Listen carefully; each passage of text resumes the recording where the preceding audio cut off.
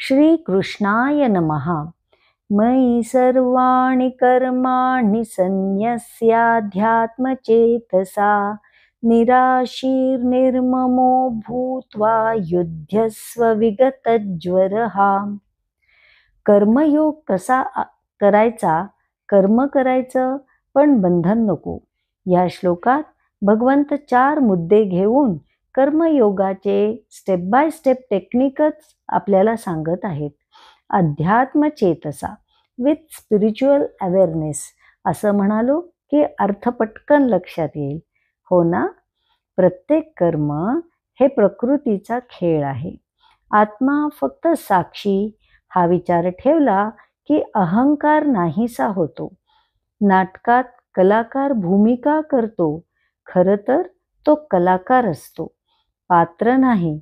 तसं प्रकृती कर्म करते, तू फक्त साक्षी. दुसरं आहे निराशी, विदाउट एक्सपेक्टेशन्स. फलाची अपेक्षा न ठेवता कर्म करणे, आपले काम सर्वोत्तम करणे, फल भगवंतावर सोडायचे. अपेक्षा कमी झाली की मन हलकं होतं. शेतकरी बी पेरतो, पावसाचं काय होईल त्याची चिंता करत नाही. तिसरं आहे निर्मम, विदाउट पॉझिटिव्हनेस. माझं हा भाव सोडून कर्म करावे. हे माझं काम, माझं श्रेय हा अहंकार सोडावा. सर्व कृती अर्पण भावाने कराव्या. मग प्रत्येक कर्म पूजा होते. नद्या वाहतात सागराला मिळण्यासाठी तसे. चौथं आहे विगत ज्वर, विदाउट अँझायटी. चिंता, भीती, तणावाशिवाय कर्म करा.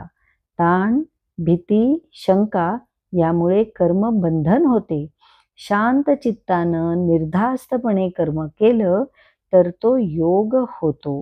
जसे पक्षी गातात, उद्याचा विचार न करता फक्त वर्तमानात आनंदाने. ही 4 पावलं मिळूनच कर्मयोगाचं तंत्र तयार होतं.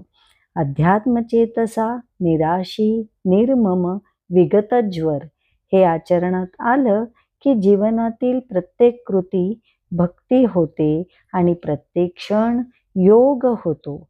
कर्म हे बंधन नाही. जेव्हा ते अहंकारातून केलं जातं तेव्हा ते ओझं होतं, पण अर्पण भावातून केलं जातं तेव्हा तेच कर्म मुक्तीचं साधन ठरतं. श्रीकृष्ण शरणम मम.